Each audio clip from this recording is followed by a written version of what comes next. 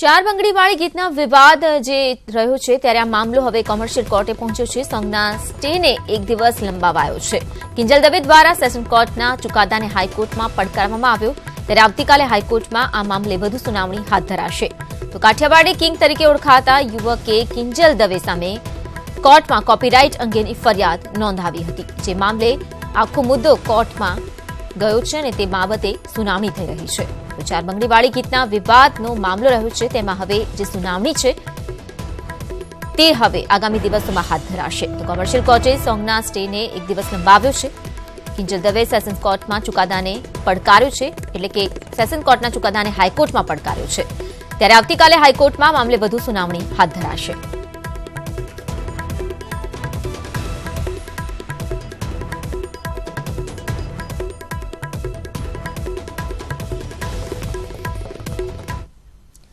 લોકસભાની ચૂંટણી જીતવાના મિશન સાથે કોંગ્રેસે મેરેથોન બેઠકોનો દોર શરૂ કર્યો છે. ત્યારે આજે કોંગ્રેસે ધારાસભ્યો સાથે બેઠક યોજી, જેમાં લોકસભાની ચૂંટણી જીતવાનો સંકલ્પ કરવામાં આવ્યો અને એક વધારાની સીટની જવાબદારી ધારાસભ્યોને સોંપવામાં આવી છે.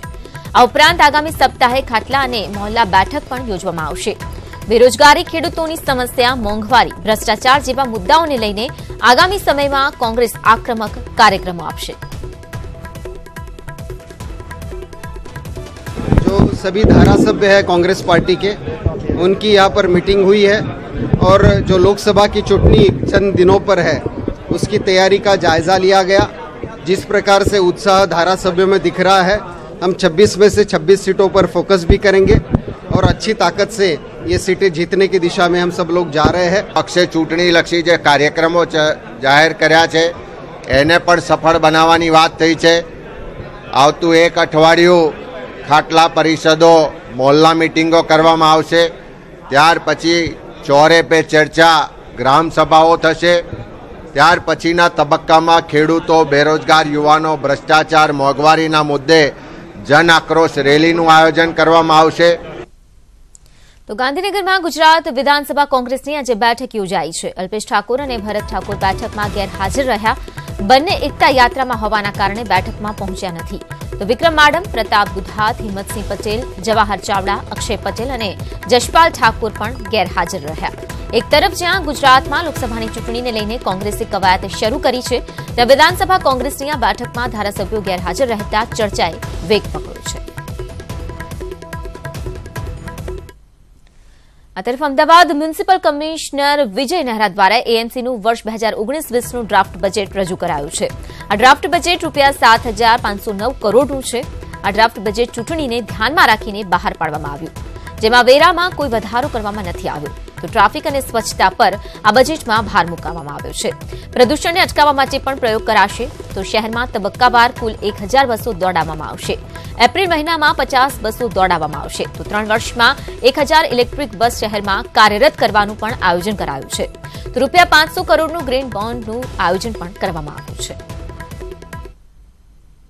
500 કરોડના ખર્ચે ગ્રીન બોન્ડ, 3 વર્ષમાં 1,000 ઇલેક્ટ્રિક બસ, 300 કરોડ રૂપિયાના ખર્ચે પિરાણા ડબ સાઇટ રેમિડિએશનની કામગીરી, 500 કરોડના ખર્ચે સાબરમતી નદીનું શુદ્ધિકરણ, 800 કરોડના ખર્ચે મલ્ટી લેવલ પાર્કિંગ, 260 કરોડના ખર્ચે બ્રિજ ફ્લાયઓવર, 5 નવા સ્વિમિંગ પુલ, 10 નવા ગાર્ડન, 100 વોટર એટીએમ્સ, 200 સ્માર્ટ ટોયલેટ્સ, 3.5 કરોડના ખર્ચે રેન બસેરાના ઉપયોગ કરનારને વન ટાઈમ ફ્રી મીલ, ગરીબ અને મધ્યમ વર્ગ માટે 90,000 જેટલા આવાસો. શહેરના તમામ વાર્ડના સમતોલ વિકાસ માટે છેલ્લા 4 વર્ષથી 360, 370, 380 કરોડની આજુબાજુની ફાળવણી સામે ઘરકમ વધારો થઈને 450 કરોડની જોગવાઈ. વીએસ હોસ્પિટલ અને ચેન્નાઈ પ્રસૂતિ ગૃહના આધુનિકીકરણ માટે 60 કરોડની જોગવાઈ. 2 અત્યાધુનિક સ્પોર્ટ્સ કોમ્પ્લેક્સ, શહેરના તમામ 40 જિમ્નેઝિયમનું આધુનિકીકરણ 10 કરોડના ખર્ચે. સીજી રોડ રીડેવલપમેન્ટની કામગીરી ફાઇનાન્શિયલ યર 19-20ના અંત સુધી પૂર્ણ કરવામાં આવશે. આઈટીએમએસ, સાસા પ્રોજેક્ટ અને વીએમડીઝનું કામ પૂર્ણ કરવામાં આવશે. અનુસૂચિત જાતિ કલ્યાણ કચેરીનું કૌભાંડ સામે આવ્યું છે. માનવ ગરિમા યોજના હેઠળ મહિલાઓને રસોડાની કીટને બદલે પ્લમ્બર અને કડિયાની કીટનું વિતરણ કરાતા મહિલાઓમાં ભારે રોષની લાગણી ફેલાઈ છે. મહિલાઓએ રસોડામાં કામ કરવા માટેની કીટની માંગ કરી હતી. 2018 અને 19માં ભરાયેલ ફોર્મમાં મહિલાઓએ રસોડાની કીટની માંગ કરી હતી. પરંતુ તમામ મહિલાઓને કચેરી, પ્લમ્બર અને કડિયાની કીટ પધરાવી દીધી. મહત્વનું છે કે માનવ ગરિમા યોજના હેઠળ સરકાર દ્વારા ટૂલકિટ્સ અને સાધનો આપવામાં આવે છે. તો સમગ્ર મામલે કોંગ્રેસે પણ ભાજપ સરકાર પર ભ્રષ્ટાચારના આરોપ લગાવ્યા. જૂની કીટો છે પધરાવી દેવાનું વ્યવસ્થિત ષડયંત્ર છે. કોંગ્રેસ પક્ષ તરીકે અમારી માંગ છે કે માનવ ગરિમા યોજના હેઠળની કીટ્સ અરજી કરતાએ જે હેતુ માટે પોતે માગી છે રોજગારી મેળવવા માટે એ કીટ જ એમને આપવામાં આવે. સમગ્ર કૌભાંડમાં આ કીટો કયા સમયની હતી તેની પણ અનુસૂચિત જાતિ કલ્યાણની કચેરી જાહેર કરે. આ જૂની કીટો કેમ પકડાવી દેવામાં આવે છે તેની પણ તપાસ થાય અને સમગ્ર કૌભાંડમાં જે કોઈ જવાબદાર અધિકારી હોય તેની સામે પગલાં ભરવામાં આવે.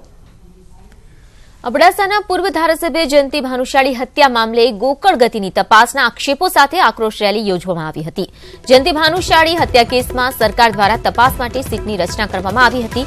તેમ છતાં પણ 15 દિવસને અંતે હત્યાની કોઈ જ કડી હાથ નથી લાગી. તે સ્થિતિમાં ભાનુશાળી સમાજમાં આક્રોશ ફેલાયો હતો અને જયંતિ ભાનુશાળીના હત્યારાઓને તાત્કાલિક ઝડપી પાડવાની માંગ સાથે ભુજમાં આક્રોશ રેલી કાઢવામાં આવી હતી અને કલેક્ટરને આવેદનપત્ર પણ પાઠવવામાં આવ્યું. આ રેલીમાં ભાનુશાળી સમાજની સાથે ભાજપ અને કોંગ્રેસના આગેવાનો સહિત મુસ્લિમ સમાજ અને કરણી સેના કાર્યકરો પણ જોડાયા હતા અને રેલીમાં ભાજપ અને રૂપાણી સરકાર વિરુદ્ધ બેનરો જોવા મળ્યા હતા. તો સાથે જયંતિભાઈ તેરે કાતિલ જિંદા હૈના નારાઓ પણ ગુંજ્યા હતા. ત્યારે આગામી દિવસોમાં જયંતિ ભાનુશાળીના હત્યારાઓ નહીં પકડાય તો ભાનુશાળી સમાજે કોર્ટમાં જવાની તૈયારીઓ પણ બતાવી છે.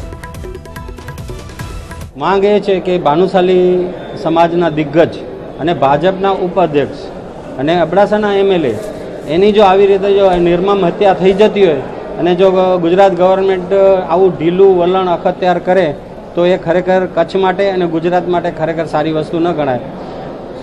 શરૂઆતના જ્યારે હત્યા થઈ ત્યારે 3-4 દિવસ સીડી તપાસ ચાલી, પછી અત્યારે એવું લાગે છે કે જાણે ભીનું સંકેલાઈ જેવું ગયું છે એમ. સુરતના જેસીપી હરિકૃષ્ણના નિવેદન મામલે પાસ દ્વારા પોલીસમાં રજૂઆત કરવામાં આવી છે અને જેસીપી પટેલને તાત્કાલિક હટાવવાની માંગ કરાઈ છે. મહત્વનું છે કે એક વાયરલ થયેલા વિડીયોમાં હરિકૃષ્ણ પટેલે પાટીદારો અનેક જે આરોપ છે પાટીદારો પર મૂક્યા હતા. સામે પોલીસના સંયમ અંગે ટિપ્પણી પણ કરી હતી. પાછલા દિવસોથી એમની જે કામગીરી થઈ રહી છે કે કંઈક ને કંઈક અંશે આંદોલન પડી ભાંગે, આંદોલનકારીઓ કાયદાકીય ગૂંચવણની અંદર ફસાય એ પ્રકારના અવારનવાર તેમના દ્વારા જે પ્રયત્નો થઈ રહ્યા છે એના ભાગરૂપે સુરત પોલીસ કમિશનર શ્રીને અમે રજૂઆત કરવા આવેદનપત્ર દેવા માટે આવ્યા છીએ કે તાત્કાલિક ધોરણે સુરતમાંથી એમની બદલી કરવામાં આવે. ભાવનગરના સણોસરા લોકભારતીમાં મનસુખ માંડવિયાની 150 કિલોમીટરની પદયાત્રા પૂર્ણ થઈ. મુખ્યપ્રધાન વિજય રૂપાણી અને ભાજપ પ્રદેશ પ્રમુખ જીતુ વાઘાણી પણ આ સમાપન કાર્યક્રમમાં ઉપસ્થિત રહ્યા. સીએમ વિજય રૂપાણી, જીતુ વાઘાણી, સાંસદ ભારતીબહેનના હસ્તે દીપ પ્રાગટ્ય કરવામાં આવ્યું. તો ગાંધી મૂલ્યો અને બુનિયાદી શિક્ષણને પગલે મનસુખ માંડવિયા દ્વારા આ પદયાત્રાનું આયોજન કરવામાં આવ્યું હતું. ત્યારે આ કાર્યક્રમમાં સીએમ વિજય રૂપાણી અને કેન્દ્રીય મંત્રી મનસુખ માંડવિયા એક મંચ પર જોવા મળ્યા. સરકાર એકલી નીકળી હોત, હું નથી માનતો કે આજે જે દેશમાં સ્વચ્છતાનું વાતાવરણ બન્યું છે બને. સફળતા એટલા માટે મળી કે ગાંધીના રસ્તે આપણે ચાલ્યા, જન જનને જોડ્યા, સૌ નાગરિકોએ જવાબદારી સ્વીકારી. નાના બાળકો પણ આજે ઘરમાં સ્વચ્છતા માટે વડીલોને ટકોર કરતા હોય છે. કોઈ વડીલ કંઈક નાની વસ્તુ ક્યાંક નાખે તો નાનું ટાબરિયું ઘરમાં તરત જ એને રોકે છે. આ ગાંધીની કાર્યશૈલીનું પરિણામ છે.